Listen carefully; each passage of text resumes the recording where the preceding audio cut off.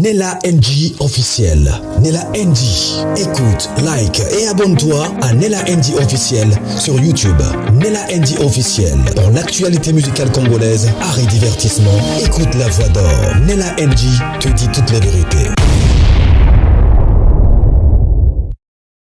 Tolobaki tokoyela bino ba information nyonso ya liwa ya actrice na biso ancien ya Sinark, Madame Deborah Benz, de son vrai nom Nadine Massamba, grande sœur ya Mami la Chatte, ancienne ya Sinark kaka, ex-femme ya Caleb Tukibana, o atikaki biso lobi, topesaki vraiment ba cause ya liwa na été.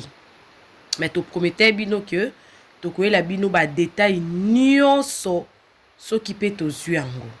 Alors on a émission oyo to yé nango vraiment ba détail nyonso parce que petit frère nae propre.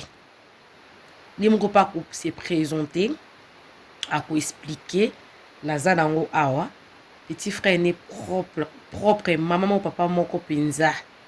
Et 6e né na bango.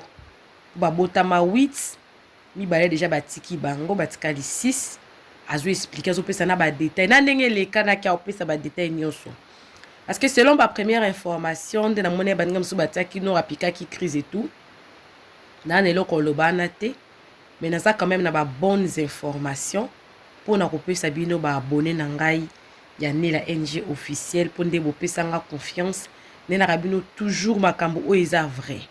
Coucou à tous les Nella Chou, les Nella Cœur, les Nella Lovers et bienvenue à tous mes nouveaux abonnés. C'est-à-dire que tu es nouveau sur ma chaîne, n'hésite pas de t'abonner. Clique la cloche de notification, aimez la vidéo, commentez et surtout partagez la vidéo. Ces derniers temps, moi-même, j'ai trouvé système et on sait la émission pour trop occupé. Et alors non, c'est la bino petit frère naé propre, à ça pour expliquer la circonstance nini. Pezo pesa bateau adresse pour na bateau bazana besoin ba lelana libota oyo ensemble Nadine Massamba Charles comme nani Deborah Benz akufi na Lubumbashi mais matanga eza pe na Kinshasa apesa ki pe raison na ye makabu na kende ko sala kuna na Lubumbashi. Alors je vais pas vous prendre tout votre temps, écoutez son petit frère et puis on va conclure. Et on reviendra encore pour donner les programmes de sortie du corps et tout ce corps ya Kinshasa, ce qui peut être na kozonga lisusu Tolanda. S'il vous plaît, vous présentez ma condoléance. Tozali wapi awa surtout adresse à Toza. Oui, awa Toza sur l'avenue Ndombasi numéro 6, les résidence familiale. Il y a Nadine Massamba, connu sous le nom de Deborah Benz, il est dans le groupe théâtral Sinark. Yo zali nani na kati ya famille toza connaissance ya quartier bene. Je suis son petit frère. Ah OK. Petit frère naé. Donc toza 8 mais toza lo baboni balé chez batiki de Tikali 6.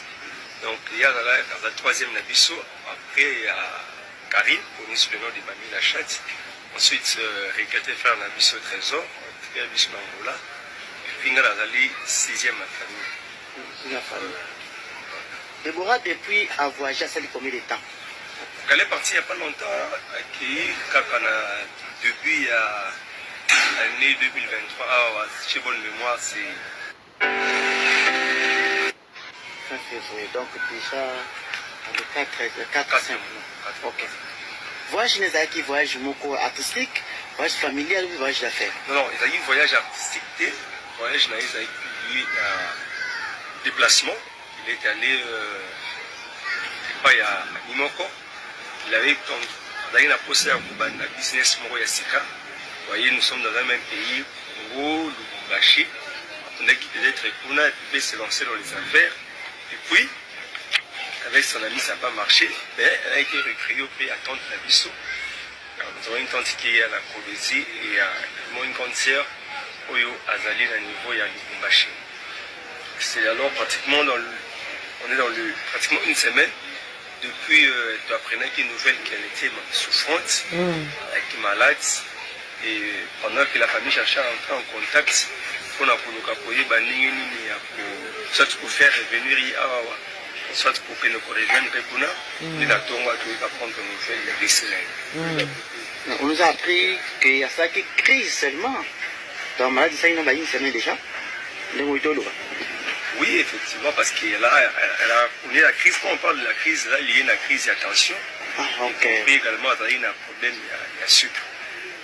Voilà, ils appellent moi réécrire par rapport à l'hôpital Nabiso. Déjà, quelqu'un qui a un problème de sucre, un problème de tension, a un problème de respiration, mais elle n'était pas aussi oxygène. Donc, à Koufina ça pour nous.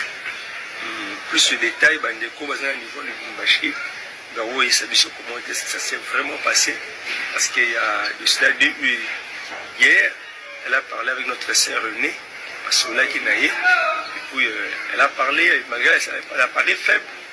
Parce que la sœur avait des problèmes, mais elle a des problèmes à paiement. Elle a dit quoi au juste? Bon, elle a dit qu'elle ne se sentait pas mieux, bien. D'après les photos, j'avais compris ça, il y a été à santé, les médecins traitants avec le biso, ça y a un problème, il y a sucre, la tension qui est élevée, il y a un problème de respiration. L'État va d'abord stabiliser la tension, il y a un moment où on a pu mettre les pousser. Et puis elle est partie sur le sommet, elle a qui a 5 heures, mais on a biso qui a ça sur la vision. Merci beaucoup pour l'information. Alors j'allais préciser par rapport à des détails autour il y a l'adresse. Donc Salongo, à niveau il y a Salongo Bimsou. Ce qui nous a un niveau il y a Super Limba. Pour le transport il y a Salongo Bimsou, qui est ici dans la galerie F. Top église à Pasteur de Lukamba la Bête Saïda. À partir de là, tout le deuxième avenue de Ndombasi numéro 6. Parce que la famille connue, la famille Massamba, c'est plus facile à Kokoma. Ce qui nous a un délai, on peut en avoir un moto payé à Kaboué. Bien sûr qu'il y a la Salongo, la galerie EV, sur la tissu, Pour plus de précisions, s'il vous plaît, pour Yazaki Star, est-ce qu'elle était mariée, mère de combien d'enfants, s'il vous plaît? Non, elle est mère de 3 enfants. Mère de 3 enfants. Deux garçons et une fille. Ok, donc pour le moment, programme, on a les athées, comment? Non, pour le moment, on n'a pas encore établi le programme. Le programme nous a noté. Nous venons à peine d'apprendre la nouvelle. Il y a un cours et la journée, déjà, tout ça déjà midi passé. La famille ne s'est pas encore réunie, on va se réunir le soir. Et puis au moment porté, on va passer les communiqués. Donc, Matanga, il vous a la caca à la passé familiale. Ok, tu vas retenir une prototype. Ce que les gens doivent retenir, moi, Déborah, en tant qu'une artiste, elle a fait plaisir. Je crois que la meilleure façon, il y a pour rendre un meilleur hommage, c'est-à-dire pour assister les votes à la moment où il y a la passe également. Beaucoup plus na Christo, la manière chrétien, oyoki bozwi information na source na famille oyo nyonso yaka na réseaux sociaux ezalaka forcément vrai te. Oyo asalaki Christ non abelaki une semaine ndenge petit frère na ye alobi akufi na se ya pongi alalaki nde liwe ezwi ye po déjà azalaki na problème apema ya sucre na tension. Voilà la vraie information. On va encore revenir ce qui tozwi information ya jour ya corps ndenge kobima toyebi te soki po wana bapesi ba précision te toyebi te soki corps eoya Kinshasa te kozalaka na Lubumbashi mais na ozonga nango susu awa na ne la NG officielle na koyela bino ba information nyonso bozwi ba adresse isika ya kokende ko se recueillir bozwi recommandation ya famille na ye ke bolela ye na ndenge moko ya kimia ya bonzambe parce que bango baza basantu bango basambelaka balingi désordre te les ont dit te. Voilà pour la question de batunaki ke abala et tout natikali koyoka place ndeko na lobi abala te babia zaki na bana misatu mibale ya mibali moko ya mwasi. Voilà la vraie cause de sa mort. Elle fut malade à Lubumbashi. Elle était partie pour faire le business qui, on ne sait pas si c'était une réussite ou non, mais la mort ou la maladie, quand ça frappe, ça ne demande pas cette personne est parent, pas parent, businessman, non, pauvre et riche, non, ça touche tout le monde. Gardant une pensée pieuse à son égard, plairons-la dans la tranquillité, dans la paix du Christ, comme a recommandé sa famille. On vous reviendra encore pour le programme, vous donner encore la date de sortie, vous dire si le corps va venir ou non, et plus.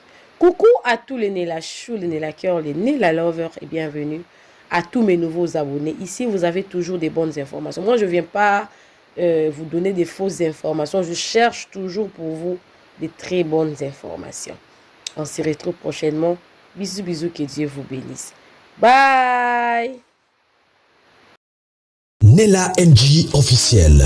Nella NG. Écoute, like et abonne-toi à Nella NG officiel sur YouTube. Nella NG officiel. Pour l'actualité musicale congolaise, art et divertissement, écoute la voix d'or. Nella NG te dit toutes les vérités.